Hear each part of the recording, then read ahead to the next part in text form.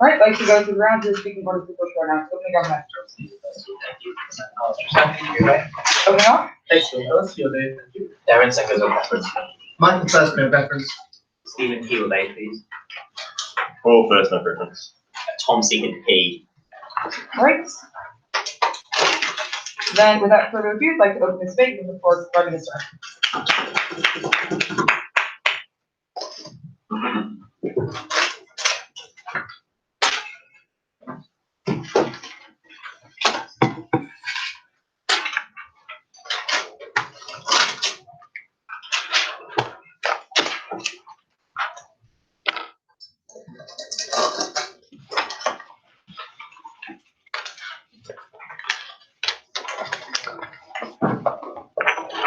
There's a pretty simple reason why you have to go to medical school for about 6 to 10 years to become a fully qualified doctor. It's because even if you have all of the facts at your disposal, putting them together in the right order and in the right way is an incredibly difficult job. We want to contend for most in government is that the predominance of these sorts of websites that has become an easy out for people who want some kind of medical information has tremendously substituted better medical care for these people and done a lot of harm to people's lives. Let's be clear what we think the substitution is in this debate. I think that the alternative, in the absence of these sort of like commercial or privately run sites, would probably be governments having their own websites to disseminate core pieces of information and then heavy suggestions they should see consults or get like, in the very worst case, if you have absolutely no access to a doctor, doing something like an online consult with a real doctor. We think critically, in terms of like having ease of access to information, a government can give the readily available, simple information for the diseases that are genuinely easy to treat very easily online. The great problem we have is with the diversity of things these websites often claim to be able to solve.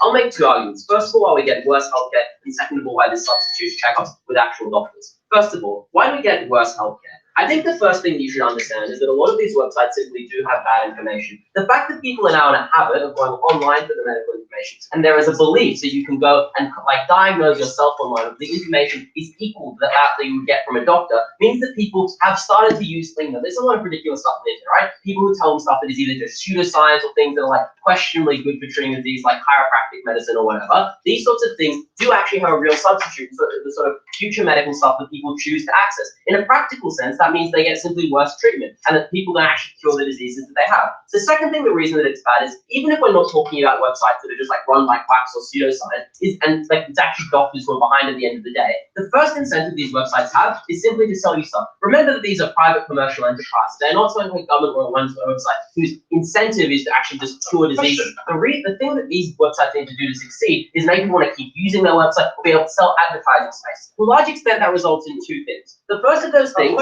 is making a format that makes you want to come back and use it again, or making one that people, makes them feel as though they need to be back on the website in some respect to keep traffic being very high. Now that, in many instances, could easily be seen to be very distinct from what proper medical care is. It can lead to things like people getting hypochondria because they go and like read on a website like, I had like symptom X, like a pain here and a twinge there, maybe I've got bowel cancer, and this sort of stuff. The other thing that it can sort of do is make these websites try to sell you a lot of material. Let's be very clear, there is a very large amount of people who want to sell pharmaceutical products to a very large range of people. These websites, to the extent they can get a lot of money from advertising a particular drug or a particular treatment, knowing that if a patient that goes on to the doctor and demands that sort of drug, that companies who are making more money, is a tremendous incentive towards pushing people in the direction of worse drugs and worse healthcare. It is better when the doctor is the first port of call and is the one actually making those decisions to a large extent, because they often have far more like obvious and accountable duties to the patient with the respect that if they're the ones being paid off and then they prescribe you a drug that is objectively worse, they're very personally liable for it. Whereas a website can just say like, look, our medical advice to them is be absolute, we genuinely think this drug is better in general or whatever.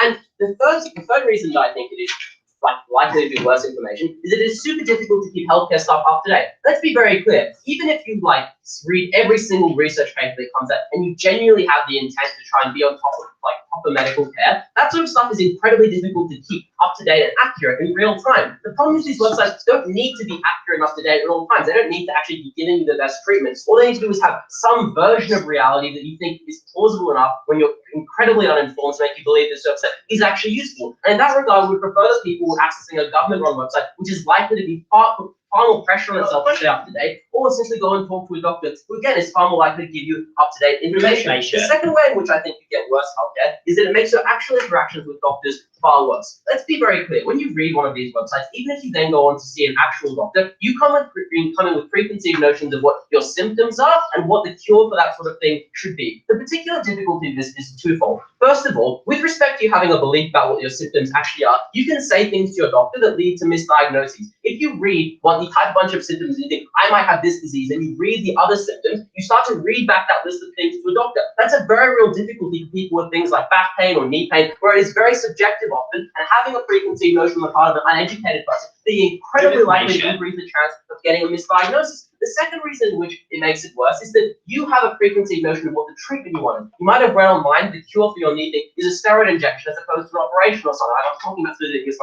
my dad's a spine surgeon, but like, look, the particular reason why this is particularly bad is that like the sort of difference between those treatments is very real. And a doctor can't actually force you to use one treatment or other. A doctor, like, medical training, as far as I'm aware, basically, like, you can't tell a patient they're an idiot and they have to do this sort of thing. You have to either persuade them or just live with them accepting a particular kind of treatment. To the extent that people come in with very strong preconceived notions of what is going to cure them because they read a very moving but absolute garbage thing online about this sort of stuff, it's very difficult for a doctor to break that cycle and actually get the proper treatment for the relevant patient.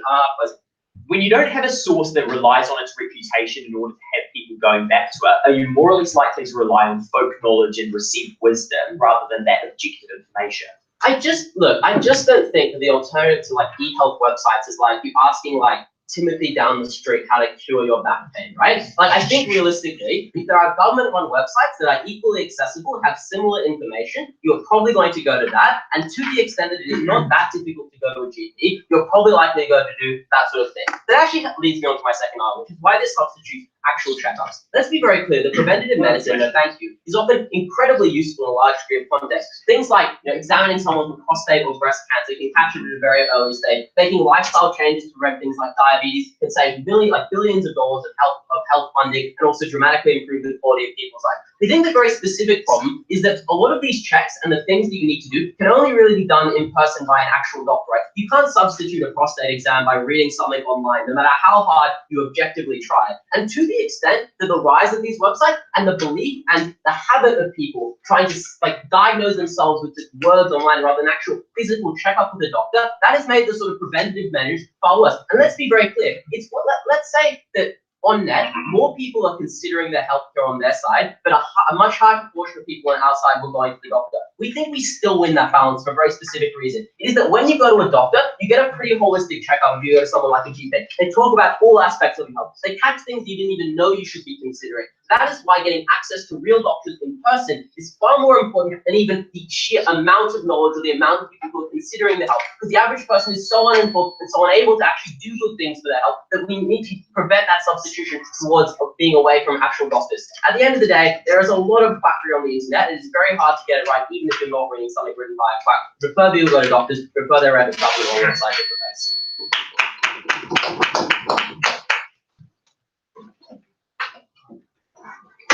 Thank you for that speech. I'd like to welcome the Leader of the Opposition.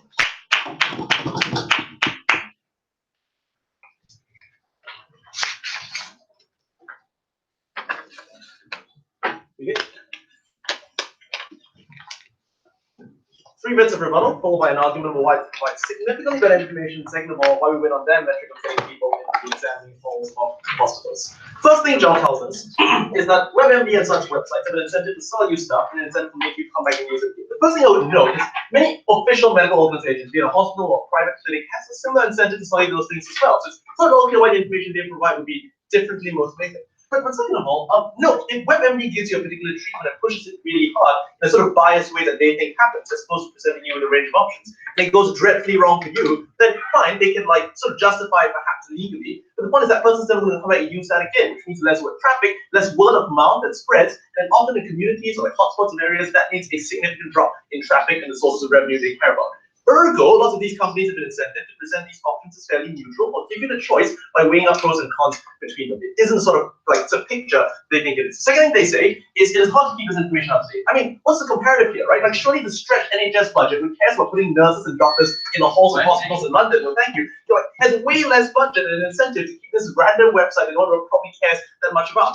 On the contrary, when your entire business model is based on the idea of web traffic, you have an incentive to say things like, we've updated it based on WHO's most recent report to draw people in. Or the down-of-line service providers that you're advertising on behalf of are likely to pressure you to make this information accurate to ensure that clients and customers continue to flow in. More accurate information and sooner on us than us. The last thing they say is that individuals will now come into doctors with preconceived notions that this screws things up. Number one, it presumes doctors are generally benevolent. I just don't think this is true. Doctors very often want to push a particular type of research, no thank you, or a particular type of agenda based on sort of where they stand in the medical academic field. As a result, giving individuals information to ask questions like, oh, but what about this side effect that they know about because of things like WebMD is hugely empowering to be able to make that choice. That more on that later on. Last thing I'd like to say is that if this is truly the harm of information, then surely government sites to provide similar levels of information are subject to this harm as well. The only way to get a comparative win here is if they acknowledge that government websites are to an extent vaguer, more ambiguous, or absent of that information entirely, and that's where we think the trade-off isn't worth it. First argument, better information than the alternative. The first observation I want to make is that in some countries, there simply isn't a budget for an official alternative, and I just don't think you can fiat this money out of nowhere. But let's move beyond that. The second thing I'd say is that most popular websites are those which design the most web traffic. That is to say, they do things like try and link to the information sources that the NHS uses or other official bodies use, but claim to bring it all together in a way that is convenient for you. The same way that, I don't know, Skyscanner does the same thing and makes it their business model. That is to say, a lot of this information isn't falsified, it isn't even made up. It's a lot cheaper and easier to take it off other parts of the web or other physical copies and replicate it in a central location. Ergo, it's not inaccurate. The third thing to say here is why that government website isn't sufficient. I mean, this sounds a bit bizarre, but some people just don't trust the government, right? Like, there is in many parts of the world, sort of conspiracy theories and stuff who believe that when it comes to super severe matters of things like health and privacy, the government is particular agendas. But more importantly, people want corroborating evidence from multiple sources. So the first thing you search on Google might be the NHS, but they often want a second or third opinion. And that's where the illusion of having a private body without an interest in this particular case giving you similar diagnoses of the things you have is hugely empowering to your site. The last thing to say here is like the fairly litigious environment of the US, it means that these websites are disincented to make super out of left field claims about the effectiveness and thank you of these treatments because there's a huge chance of being hauled up in court and made to prove the veracity of these claims. What is the impact of this? The impact is that on our side of the house, there's significantly more assuagement when it comes to feelings of fear and anxiety as to the symptoms you're facing. Why?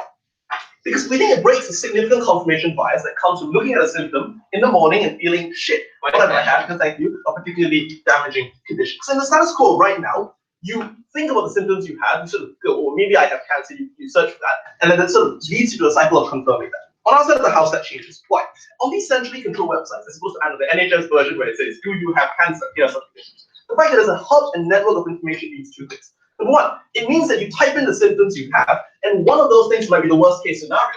But so you also see that the symptom you have, like dizziness or knee pain, or thank you, is also associated with significantly many other more trivial and less serious diseases. So like, I guess like a Bayesian probability thing, you sort of update your probabilities and go, oh, maybe I have cancer, but at least it could be all these other things and I should get those things checked out. It gives you that immediate hit of feeling less fearful of the state of your life. The second thing that happens is you immediately see information about other courses of treatment.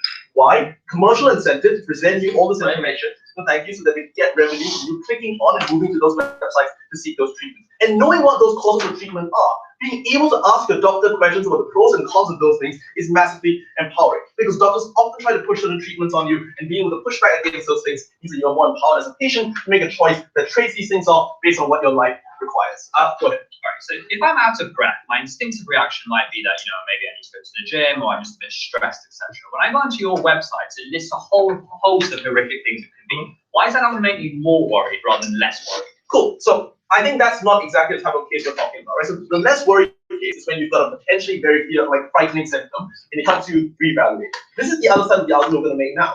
Even if it does potentially exaggerate what you think you have, that's a good thing if you get to the doctors getting that checkup when you do see signs of struggling at the gym, because that's the kind of thing which in 99% of the cases is fine, but in the 1% of cases leads to a heart attack 2 weeks on, and this means we save their lives. Why does that happen? The trade-off here, I think, is twofold. On best case for that side, you get a short-term stress if you didn't actually have a heart disease and got a little bit short of breath in the interim between going to the doctor and finding out about this on WebMD. I guess the second trade-off they might make at some point in the bench is just crowds out state healthcare services. Everyone goes to get a checkup. Presumably they can't do so because they suggest that it's a good thing for people to go to doctors. Why are we okay with that trade-off? Because the heightened urgency to go to the doctor, this overestimation of the risk of disease that could potentially kill you, is fine. We think it's a trade-off worth fighting because more than not, people significantly underestimate the chances of low probability but high impact things happening in their daily lives. That's why when you feel short of breath after a tennis match, as my uncle did, you don't think maybe it could be a heart attack coming on, you just think, well, I'm old and out of shape. We think the comparative here is that when people know about the probabilities, the possibilities of all these terrible things happening, whether irrationally or rationally, we think both sides of the house, you could have a rational MDG, but also an irrational sort of average person on the street look at this and sort of make a decision either way. You get people to those doctors saying, well, I need a treatment for this. So let's be clear, right? If it's the most serious type of disease, they're not just going to pop a pill and be done with that. To access those types of treatments, they're going to need a medical practitioner to certify them and move them on in the next stage of that treatment. That's why they're not going to end up treating themselves. More often than not, in the worst cases, if you want to prevent the high impact cases, you're going to get to healthcare services, which either diagnose them accurately, in which case we save their life, or worst case scenario for us, it's not, and they go back to the gym. For all these reasons, Toronto goes.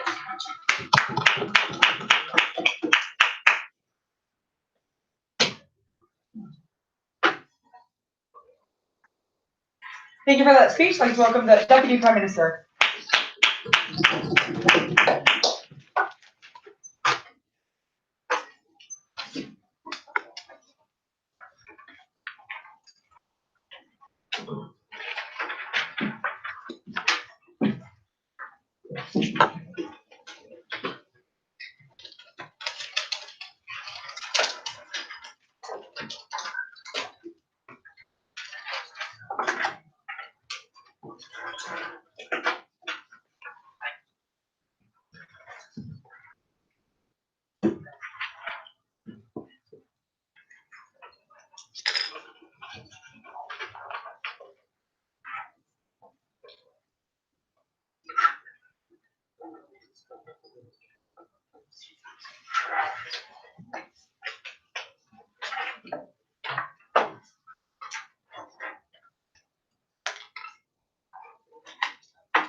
If they're right that the vast majority of these e-health sites are just linking you to the government sites, then presumably there's two implications. One, people don't trust the government, all harm still accrue.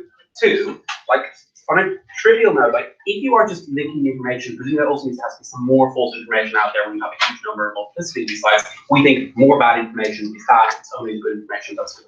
As a general frame for this debate, it's probably not a debate about rights in any meaningful sense, it's a regret mission, nor is it a debate how we would like to organise healthcare or regulate e-health as it is. It's about a world where either e-healthcare exists, or the most plausible alternative exists, which we've outlined quite recently, is government-provided services, and seems to be quite implicit in the info slide itself. So there's sort of two things in this speech. Firstly, the use of government e-services and why they are significantly better. Secondly, the substitution effect all this has for doctors and why we think that's something that is problematic, but why it's less of an issue when we have government services taking up the sphere.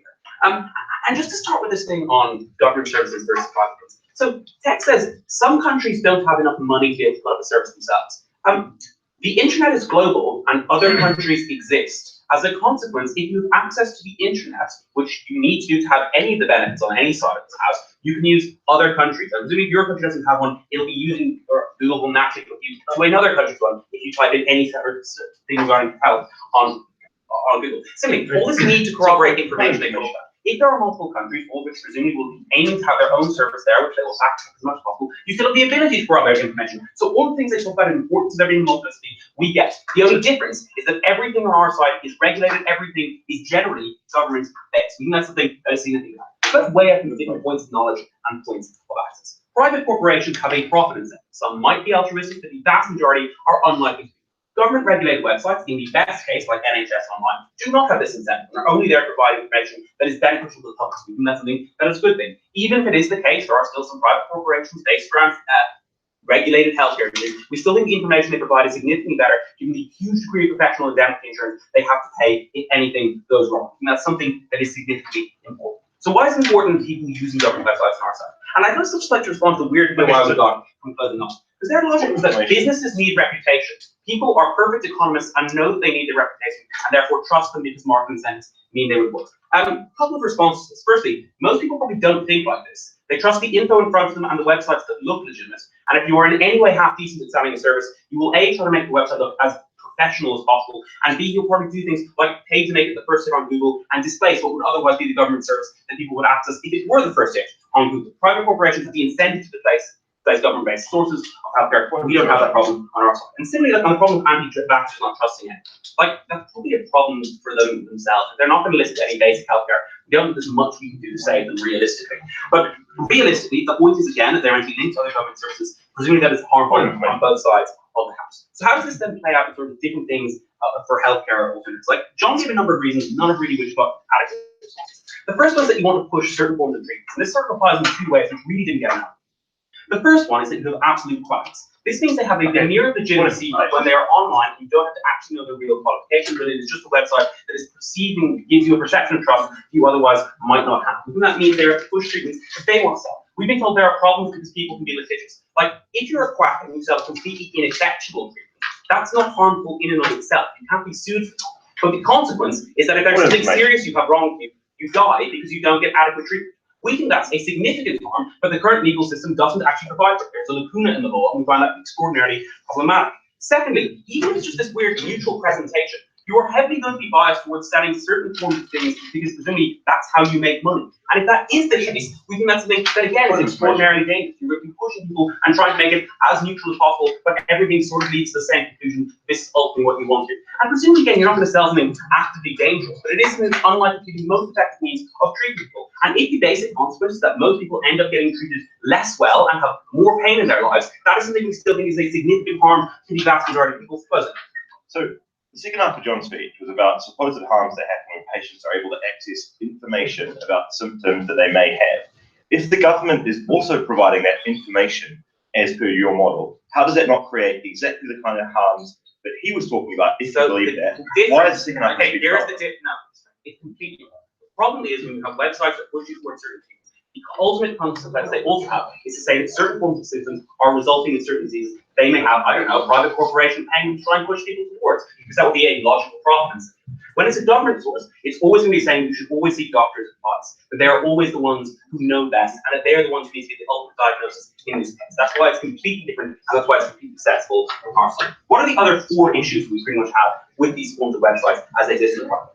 Firstly, it is the thing that the facts are not as accurate. This is extraordinarily important and never gets responses. Because ultimately, if you're a government website, you have an absolute obligation to the duty to your people to keep looking up the most recent forms of medical journals being passed and figure out what the most relevant information and best facts are. If you're a private organization, you probably have to do this for all the ones who are the most knowledgeable that everyone is going to go through. But it's sort of weird, more unique cases of diseases, you don't have the same incentive to be constantly updating and constantly looking towards. Because realistically, even if you're losing the one person who comes and ultimately looks at the disease and then you act on bad information, though, sort of profit incentive of they might move away. Like again, it's one person, it happens very rarely, so you're able to take that one after you've gotten there in the first place. Secondly, the fact that as a private corporation, you're going to just shut down the website and start up a new one, and no one's going to know who you are behind the web address. And that means that ultimately all the normal constraints that exist on businesses that reputation don't apply in the online sphere because there is not that permanence of a fixed entity. No one knows who ultimately owns the address when they look at this. Thirdly, it's not just basic things like sensationalism. You need, in an online environment, you need money.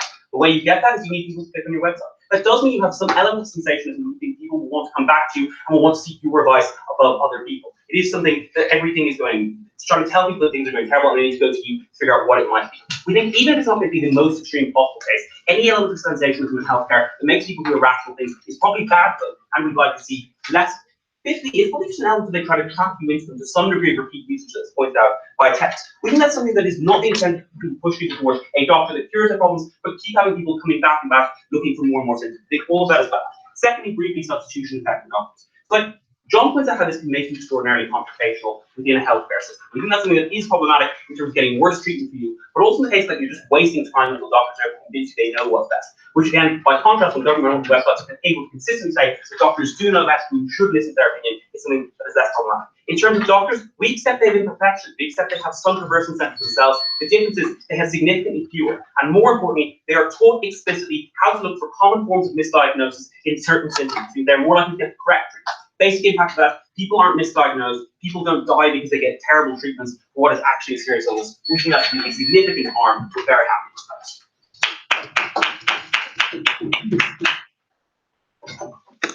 Thank you for that speech. I'd like to welcome the Deputy Leader of the Opposition.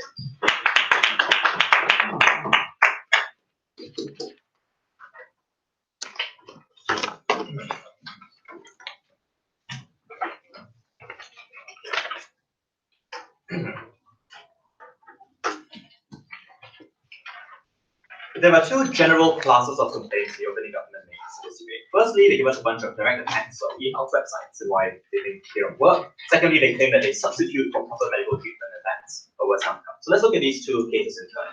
Firstly, in terms of the direct attacks on e-health, right? So there's two classes of claim they make here. First, they say e-health websites provide bad information. You have three responses to this.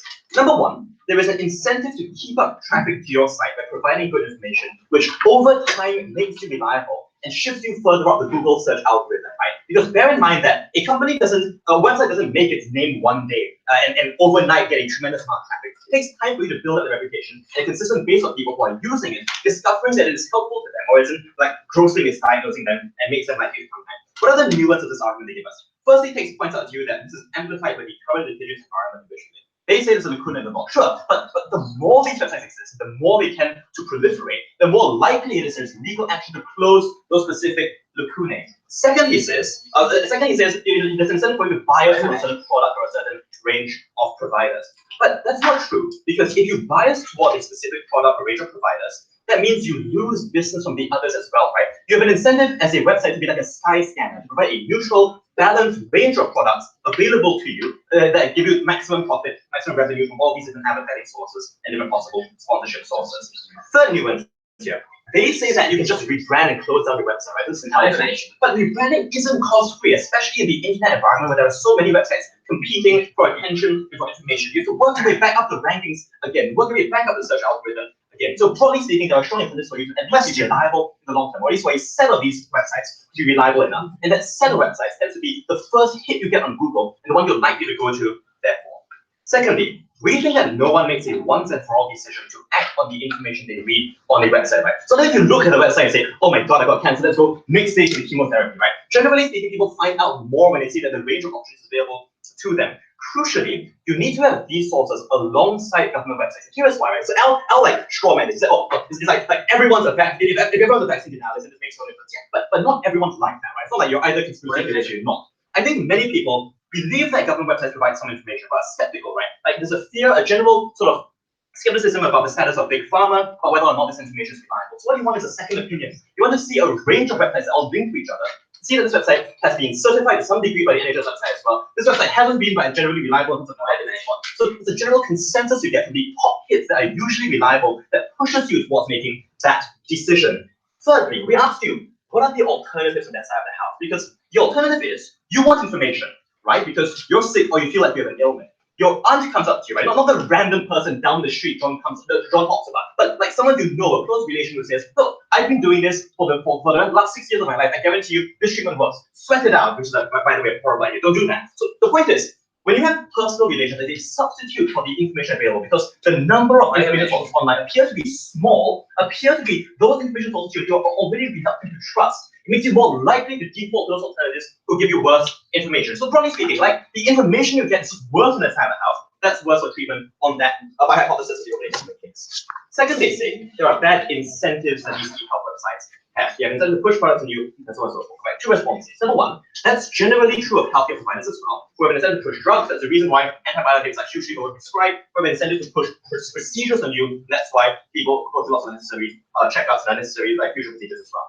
So the complication of this is that you often assume healthcare providers are being objective, right? Which makes it even harder, ironically, to detect when they're pushing products on you. But secondly, this is the nuance of the argument. They say there's a check and balance against healthcare providers because doctors to be held personally liable. It's a problem with this argument. Liability actually pushes you towards overprescription, right? Because lots of medications have marginal effects on you. If you don't prescribe that medication, you're seen as being neglectful. If you prescribe many, many more pills, even if each one of them has a marginal or vanishingly small effect, that makes you more likely to do this. So on the comparative, like their source is just worse for this, right? Altogether. So let's talk about professional treatment. The second broad category of things. They say, let's like get it, you substitute. They say even if you get it, it's complicated by preconception. Okay, three responses. Firstly, lots of people, there are different cases in this way, right? There are some people who don't need to go to the doctor, right? Who have a slight pain in their shoulder one day, or a mild symptom that they have to do with their control. And generally speaking, when you go to these websites, this is wages you go. So the response from closing government is, well, that's not true because you see that there's a range of symptoms that makes you terrified. But generally speaking, right, if it's a relatively minor condition you have, you're already predisposed towards thinking maybe it's nothing. Let's just like get some confirmation from someone, right? It's like consulting with a GP who's there to sit with you and tell you it really is nothing. And generally these websites will then tell you, yes, this might be heart disease, but it's an incredibly small risk of that. So that bursts the bubble of paranoia you experience when people are ill, because people don't behave fully rationally when they're ill, but the response to seeing someone tell you that actually it's going to be all right is generally to feel a switch. But okay, let's agree that sometimes we'll push people towards finding towards diagnosis. Right? This is the second class of people. There are many people who are in denial about or reluctant to believe that they are ill, right? Because being ill is a terrifying thing. It's terrifying to think that there's something wrong with your body might be failing you, and you might have spent many days in a hospital. Generally speaking, then, it's a good thing for this class of people to be able to see that actually, if you have symptom X, there's a good chance you should get that checked out, right? There's a good chance it's going to be heart disease. And it's not like these websites just tell you before. They also tell you you should consult your GP because, like, a lot of these treatments, all these conditions, as they point out, are just trivially solved by buying a pill. So, broadly speaking, this pushes people in this category of individuals who are in denial about their personal illness towards seeking out medical treatment. Okay. Okay, all of your arguments about websites having a reputation for a whole rely on patients being able to easily tell when they get a misdiagnosed that is marginal. That is incredibly difficult to do. These people are using websites that often. You're right, but statistically it emerges, right? When there's a large number of people going through this website, that suggests that on average, the individual isn't like being grossly misdiagnosed. On average, the advice they find is helpful. On average, they find across like the millions and millions of users, this pushes the websites up on the rankings on search algorithms, right? So our way of inferring is not by having a single individual tell, but by having big data tell, having mass of people statistically evince which websites are more reliable. Okay, third response. I think this actually pushes patients to make more careful decisions, right? So firstly, note again the comparative is the quackery of homeopathy and of like, what your relatives want you to do. But crucially, number one, when you're making expenditure because you're having pressure pushed on you, you tend to think a bit more carefully about where you're spending money, right? If anything, people become more rational when there's money involved and money to lose. Secondly, you become part of an ecosystem of websites because now you're on the internet, linking from website to website, see what people have said about this condition, rather than just staying within the preserve of a few relatives you know who have some ideas about how healthcare works. For these reasons, e-health is better, using more information makes you make decisions better. Very happy to oppose.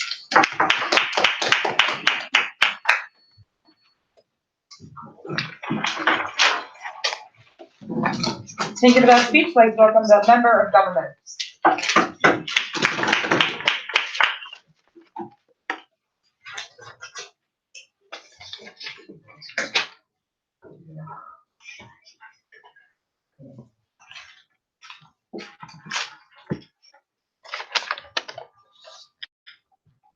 One side in this debate does not have a monopoly on the internet. We have a single government-run website. They have very many websites put up by private individuals. The question is not, are there websites saying you might be sick, here is what could happen, go to the doctor. The question is how that message is communicated. Because we have a government website that says, if you experience a shortness of breath and it doesn't diminish after you finish exercising, go see a doctor and they can diagnose you. Their website lists out all of the different conditions, because that's why people read them, and then people go into that doctor's office with a fixed opinion. And it's that fixed opinion and the resulting poor medical decisions that are taken that is the difference in today's debate. 3 points of rebuttal to the opening opposition and 2 points. First, why people go in with very strong opinions that are difficult for doctors to dislodge. Secondly, why that undermines the true constrained resources in the medical system, which is not the time for first-line, front-line GPs, but rather the specialist resources that are necessary to provide treatments that are based on high-expense equipment or highly trained specialists. First off, the first argument we were told is there are special mechanisms to regulate these websites, namely lawsuits and the Google search algorithm. I will deal with each of these arguments in turn. First, on lawsuits, just on a point of fact, in the US, most of these sites can't be sued because they're protected under the First Amendment. That's why, for example, you can have a homeopathy website, which, by the way, are a huge number of these sites, and they're legally protected and still allowed to say they're offering people legal advice. The worst case scenario is you get asked to put a little small print disclaimer in size 7 font at the bottom of the page saying, well, this could be honest, but it probably isn't. Second off, however, it's just worth noting that doctors have a much stronger risk of being sued regulatory incentive than these websites. Why? Because the relationship is not one of care in the case of website. The website is just saying something. That's why Wikipedia doesn't have a legal obligation to be accurate, whereas a doctor has an obligation as your doctor to provide you with proper advice. So if you say the law is good at regulating, then we think it's stronger on our side. The second thing they say is, the Google search algorithm pushes people towards accurate material. I don't know how they can make this argument in the age of Trump and Breitbart. Google's search algorithm picks the things that are most popular. Those are things that the wisdom of crowd selects as the most important. Typically, those are the things that are most sensational. Like the most read medical articles common use aren't, here is an accurate diagnostic process for when you have a shortness of breath. They are, extra glass of wine a week can give you a 50% higher probability of getting liver cancer. Those are the sorts of things that attract people's attention, the sorts of things that scare them, that are sensational. So we just don't believe that the selection mechanism that you talk about, namely accuracy, is what gets the most clicks on a search algorithm. I would suggest that all of our Facebook news feeds are a case in point here. The next thing they tell us is, aha, but some people mistrust the state, so they won't trust your website. I just think that the incremental number of people who mistrust the state and won't read this website is not very high. Why? Because the people who mistrust the state are very well correlated with the people who don't trust the conventional medical system. So I suspect these are exactly the sort of people who are like, WebMD? What WebMD? I want web homeopath. So I just don't think there is a huge number of particularly rational people who would be likely to respond to this information in a nuanced and sensible way, but honestly put up by the fact that the website comes from the government. Secondly, I just think this is empirically bollocks. Like, I think many people don't trust the state, like the military and the banking system. I think most people trust the medical system. That's why the NHS is the most popular institution in this entire country. Then they say, aha, the alternative is you go and ask your family and friends. This is interesting, but I think on both sides, people are going to go ask their family and friends. Case in point, there's lots of information online about politics, nonetheless, we still discuss it with our family and friends, because ultimately we have an inherent bias to want to socialize our problems and ask questions. The difference is, are your family and friends more likely to say on our side of the house, oh my goodness, I don't know, I've never read anything about that, go see the doctor. Or on your side of the house, when they've read all this material, they come in with loads of opinions about how you should treat this, and end up giving you more advice. We want on our side, your family and friends, to have one piece of information, which is if you feel ill, go see a doctor. That's what we give them. On your side, you give them an entire menu. So, why are people likely to go to a doctor with a strong set of opinions? 3 reasons. First off, I think we have an inherent bias as human beings to overcredit our own independent research over objective facts. Why is it from experts? Why is this the case? Well, I think it's just empirically observable, right? Why is it that so many people believe that immigrants are lazy when every single empirical study tells them that immigrants contribute net to the economy? Well, it's very simple, because they've like seen someone being lazy and they overcredit that. In the same way, people overcredit things they read over the internet over the years of medical experience that someone else, namely a medical practitioner, has. Second, I think people are very unlikely to accept explanations for illnesses that say there is something wrong with your lifestyle. You should drink less, or you should engage in less stressful activity. I think the result of that cognitive bias is very often when the doctor tells them that, they will reach for the other explanation that they read on the internet that said it was something else that doesn't imply inconvenient changes to their life or that they have done anything wrong. Crucial point. Third, I think that people are just likely to focus on the worst case scenario because the extreme outcome jumps in people's mind. So I think when they experience some symptoms that might be associated with a common cold, but they think it could possibly be pneumonia, they're likely to overcredit that example because it would have a huge impact on them and triggers their self-preservatory instinct. The result is that people come into the doctor's office with a variety of opinions, many of which will diverge from that of the doctor. Here is why that is harmful, but first off, openly. So, but those articles about drinking wine will still exist in your side of the house, if not on the eHealth website. The difference is you don't have a WebMD saying, by the way, you might want to check up with your doctor. Guys, I'm not saying that the Daily Mail medical section is going to be top of the list on our side and not on yours. What I'm saying is that the things that people select for when they read about health tend not to be the things that are most accurate. It tends to be the things that generate the most clicks, which tend to be the things that are most sensational. That's why good studies from the Times don't get the most clicks on news websites. Rather, it's like crazy shit from Breitbart. So, why is this especially harmful for the medical system? Context. Across all of the world, medical systems are incredibly scared of resources. And what I want to point out as a point of nuance here is that I think the most starved of resources are things like expensive machinery or highly trained specialists for the simple reason that those resources are in fairly short supply. Crucially, on their side of the house, they wasted things more by having to allay patient suspicions. Why is this the case? 2 reasons. Because when a patient comes in with a view you disagree with, you have to change their mind. Partly because they need to buy into treatment as opening set, but more importantly because of the fear of litigation affecting you. Why is this? Because as a doctor, let's be clear, even if you get sued and you end up winning the suit, you waste a huge amount of time you could have spent being paid for treating patients. You undergo a huge amount of costs. You undergo a huge amount of potential reputational damage because people say that doctor is being sued publicly. The result is when faced with that terrible outcome, that's the low marginal cost of ordering an additional test or waiting a week to verify the symptoms, you obviously go for that. Here are 3 harms that arise from the mass tendency to engage in that. First off, a delay in getting people the treatments that they actually need based on the diagnosis of a medical practitioner, which allows their symptoms to worsen. Second, unnecessary resource consumption. In particular, in order to verify this person doesn't have the highly sophisticated or dangerous condition they think they do, you have to do things like testing, like using MRIs or heart scans or CAT scans, all of which are in very short supply, or using specialist time, which is again incredibly constrained for the reasons I've already mentioned. The result is you end up wasting the most constrained resource, or worst case scenario, they just come back to the GP. So yes, someone's gone to see a GP once, which is a benefit, but now they're coming back again and again and again, and wasting time could be spent on other patients who have real needs, who use your scarce resource as well. But third and finally, you undermine trust in the doctor. when ultimately you have a disagreement between the patient and the doctor, that undermines the notion that the doctor is someone you can trust. Why does this matter? Because the doctor is someone who has to live a tough news, like you're living too stressful a lifestyle and you need to change. When you're less likely to take that, you're less likely to see cures to conditions. You're also less likely to go in the first place when you feel they're not someone you trust. Best case scenario, that means you go to lots of different doctors and lose the value deep patient relationship. Otherwise, you just don't go at all. And finally, you spread these beliefs to your friends. Say, that doctor can't be trusted. I read it on the internet. Proud stand against ignorance on our side of how to favour the received wisdom of great doctors like our chair. Thank you very much.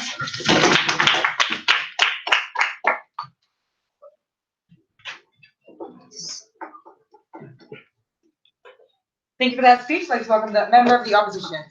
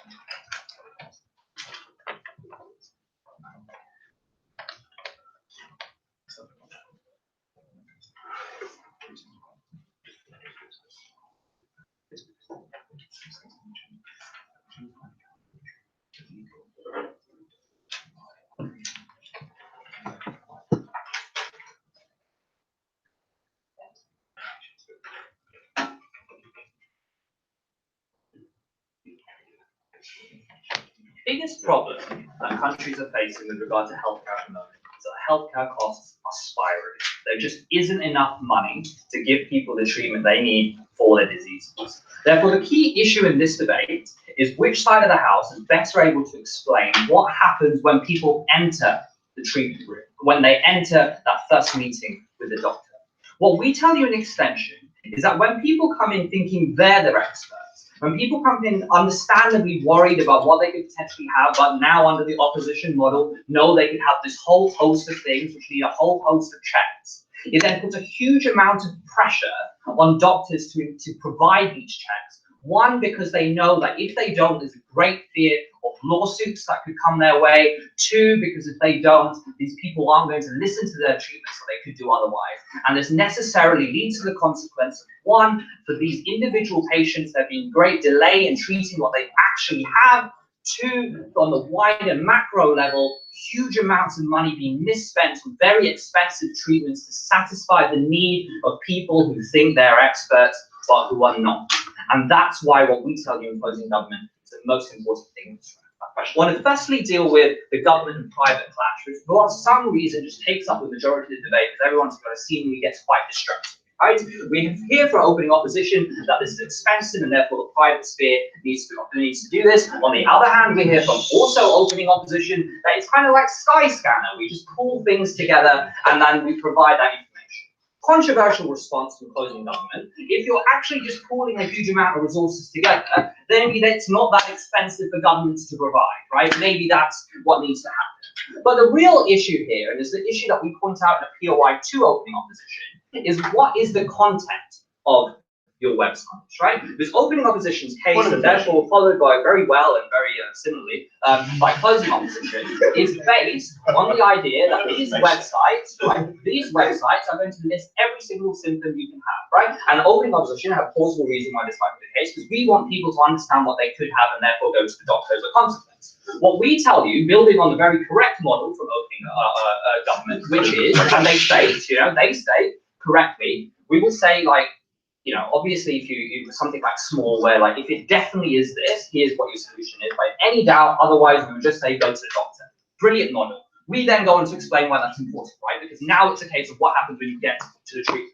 So what is the issue? We say that doctors, for a huge array of reasons, are best placed to give you your treatment model, right? Because they're the ones who know the most, they're the ones who are best able to keep up with, even deliver it to you. Say, well, don't worry about this. Here's how we're going to do it. First, we're going to do this, then we're going to do this, then we're going to do this, and be comforted by that. Note, by the way, there's actually lots of evidence that suggests that people who react to this kind of advice affects how their actual treatment then subsequently works out. I.e., if you actually buy into the doctor and you think that this is going to work, then you're more likely for that test to work, right? We've seen this in placebo thing, placebo effect, where people are given, say, drugs which they're told will be effective versus drugs that can't. We get more likely to get that on our side of the house. That builds on what Mike was talking about, why you need doctors' trust, right? But why is it that people under their side of the house are coming to doctors with their own conceived ideas on why is that bad? The first reason is, once you read, right, what these guys say, the reason that, sorry, I do need to deal with something. There was a good response in closing off at this point, right, which is they say that, hang on a minute, if you just say, guys, like you just go to the doctor in every instance, people aren't going to go to the doctor. They're like, what the hell, right? The problem you have on your side of the house is symptoms like headache, stomach pain, chest pain are symptoms of like hundreds and thousands of diseases, right? So therefore, on your side of the house, anytime anyone has anything, it tells them they could have cancer, right? So you have the opposite problem of people going, wait a second, like every time I go on website, it tells me I have cancer, right? I'm not going to listen to this, I'm just going to stay at home. What's more likely to happen on our side of the house, when you haven't got this model, because we're regretting it, right? And people generally trust doctors because they're being told and held up on the pedestal of people who are very well educated, who know what they're doing, and people care about their bodies, right? If there's even a risk that something bad could happen to me, especially in places where healthcare is free, I'm likely to just have that appointment in the first instance. So what happens now under their side of the house? People turn up and they say, look, because I'm so worried about what I have, but because I've read like this website that Teck and Darion have put together, I actually think I have this horrible disease, right? So even though you're telling me that this is just because I'm working too hard and I need to just relax a bit more, do a bit more exercise and come back in a month, I want a heart scan, I want a CAT scan to make sure it's not like a brain function has gone wrong. I want blood tests. What's the problem? Previously, if patients ever did that, they're not basing this on what they think, on something which they think is actually like legitimate, right? If it's your aunt who's told you that, for example, it's harder for that to be persuasive to you when compared to something which calls itself a doctor, right? Like a doctor website, MD website, right? Therefore, even if the doctor tells you otherwise, you're like, no, it's my body, I want to make sure I have these issues. But then importantly, what we also tell you on this, doctors have a very real fear of lawsuits. Why is that? Because now they know that people on the other side, these patients, right, have a range of options, right? And when people think that they have a range of options, it's a lot easier for them to bring a lawsuit because they can say, I told my doctor to do this scan, and they refuse to do it. I told them, right? And if something goes wrong, they have justified anger. And on the point of view of the doctor, it's not in their interest to get sued. Because even if they win the lawsuit, right, their reputation's been damaged, it costs a lot of money, and they're often being pulled out of practice at that moment in time. You didn't ask me about this possibility. It's not a defense the doctor can use in a court of law. That is to say, whether another patient asks for it, if he fucks it up, he's going to get sued anyways. The fear of a lawsuit happens even without this question. No, it doesn't for the reason I just stated, which is the lawsuits come about because people trust doctors less because they think they know better based on these websites, and when they have a range of other options and they say, I went to Gigi and I said, I think I have a serious heart problem. She said it was stress, right? Under our side of the house, we don't do that because our website just says, go to the doctor, right? And that's what that issue is there. Moreover, we say a bunch of other consequences which get no response. We explain to you why there are unnecessary tests, which cost a huge amount of money, which deprive other people who actually need those tests from having it. They suffer. We explain to you why people who, instead of having the actual treatment they need, there's a delay because they think they know better until they get to the treatment the doctor prescribed, and that delay could be fatal, but at worst just costs lots more money. We told you why there's a decrease in general trust of doctors, which means on a macro level, people are not going to their doctors as often. People are listening to our other advice, they're listening to your websites, and therefore, again, leading to delays in treatment, increases in cost. No response on any of those materials. At the end of this debate, what we're able to show you is that even if the fewer people go to the doctor on our side of the house, they get better treatment for themselves, and they get better treatment for people in general, and therefore we're incredibly proud to regret this mission. Thank you.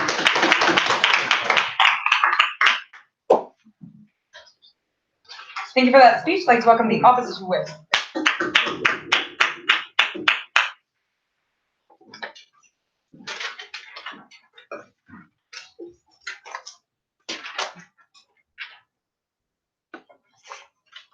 I just want to be really clear about the big half that Steve outlined here. He said that patients who are suffering from some symptoms might go to the doctor and say that based on the information that they've been able to find, they should have an MRI scan.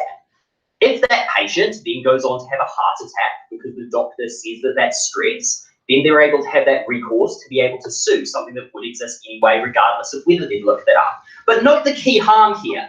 The harm is that that individual who goes on to have a heart attack is then able to demand that they get an MRI scan and are actually given that attention. What they do is they say, we're going to consign everything to a 10-minute GP appointment, where GPs often miss particular symptoms, where patients don't know how to describe everything that's occurring to them, and where they're likely to make mistakes and miss the full amount of information that people might better be prepared for conversations with their GP with. when they come in with some information as opposed to coming in totally blind. I'm going to look at 2 points in this speech. First, I'm going to look at what these sites look like. Secondly, I'm going to look at how this changes relationships with doctors. First, on what these sites look like. So opening opposition gives some general reasons about what people are likely to do once they have information. What we do is we talk about the specific incentives that act on sites in order to ensure that they provide quality information. So it's not just about where things appear in Google, although that is a part of it, but it's also about the fact that these sites, as part of their business model, are not only B2C businesses, which are selling directly to consumers by providing a service that is supported by ads, but they're additionally providing services to businesses as well. And that's where a large proportion of their revenue comes. So like Paul explained, it's like things like having databases of doctors who pharmaceutical companies have been able to use to contact those people. And that's an incredibly valuable thing for them. But that requires physician buy-in, and there's an incentive for a company like WebMD to ensure that they have the largest doctor network across the United States, so that when Pfizer wants to get in contact about a new potential pharmaceutical product, they're able to gain access to those doctors. What that means is that WebMD has the incentive to provide very useful information that's targeted not only to consumers, but also to doctors. So note that many GPs often learned their knowledge 20 years ago in a medical school and aren't completely up to date with all of the latest information, and they need that in a really digestible and easy to handle way. That's something that WebMD often enables doctors to do. And although this may sound crazy to some of you who don't know about how the system of general practitioners works, it is the reality, because the alternative is they're looking up an old copy of Gray's Anatomy or looking up things in the British Medical Journal's encyclopedic volumes, but those are harder to navigate and more difficult for doctors to use. What this means is there's an incentive to build up a network that's based on trust. And it's not just that someone might identify that WebMD misdiagnosed them. It's also that if there is a systematic abuse of this important relationship that these websites have as a holder of information, that's the sort of thing that all of the thousands of experts who are incredibly well informed on this topic are likely to mention. And it's an incredibly easy article to write about WebMD propagating nonsense. So it's much easier for these organizations to work with doctors. They often take suggestions from doctors. Where doctors are kept up with the latest research, they're often able to talk to these organizations and get them to be able to improve the information and knowledge that they have. There's a symbiotic relationship between the physicians that ensures that this information is more accessible. But we'd rather have this information out there and easy to access for consumers, rather than saying they have to go to the doctor with every sort of symptom. We think it's good that they can look up and see that their shortness of breath may be related to other symptoms, and given the cause of those happening at once, they're able to better prepare themselves for that conversation. They say that we can just have government websites. I mean, government websites are usually terrible and difficult to navigate. They're difficult for consumers to be able to work with. I mean, look at the National Poison Center website in the US. Like, it looks like it was designed by some kid in the 90s, rather than being a reasonable website that you would want people to be able to access when they have swallowed something which is poisonous. Like, it is good that we have websites which are easy for people to navigate and are optimized for search engines, so they're able to appear high up in results. So, like, if it is true that certain information was on net for patients to have, and we wanted them to discuss that with their GPs, I suspect it would find its way onto a government website. And to be honest, we can afford to pay one good web designer if we really need to.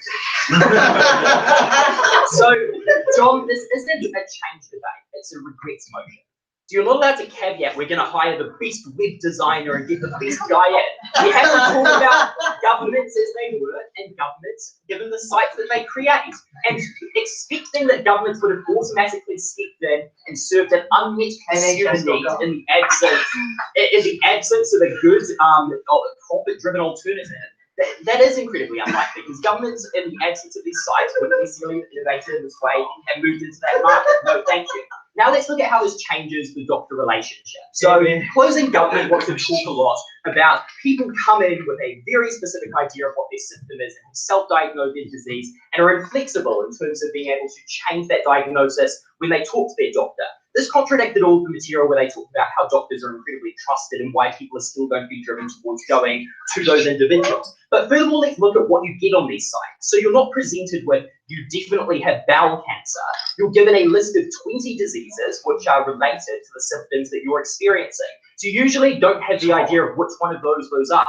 But what you do is you have a basic set of information, you know what the signs are to look for, and you're able to prime yourself for that conversation. So note that many of the terms that are used in diagnosis are relatively vague, and as a result, doctors don't necessarily know what to look for.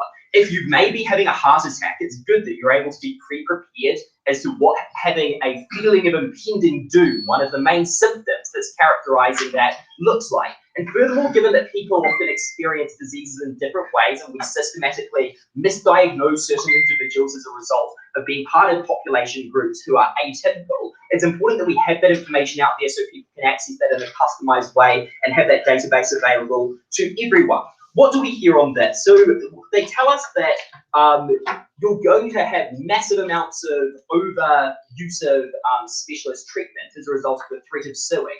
Paul pointed out first, and then OO repeated in POI, about why it is that it's clearly not the pre-knowledge that that individual has, because if you have a heart attack and your doctor hasn't provided that treatment, that's the point at which you might talk to your lawyer about not being treated properly, rather than being going through that conversation because you knew something specific as a result of WebMD. So that suing still happens, and to the extent that they overuse that it leads to the same results. But furthermore, we think it's good that people are able to be prepared for that conversation, are able to look for specific symptoms that might be important to those diseases that GPs might otherwise miss if they have a general probing 10-minute conversation, and are able to demand things which are likely to improve their quality of life. These services are clearly good. Governments are bad at designing websites, and doctors are still going to be sued under either side of the house. Thank you for that speech.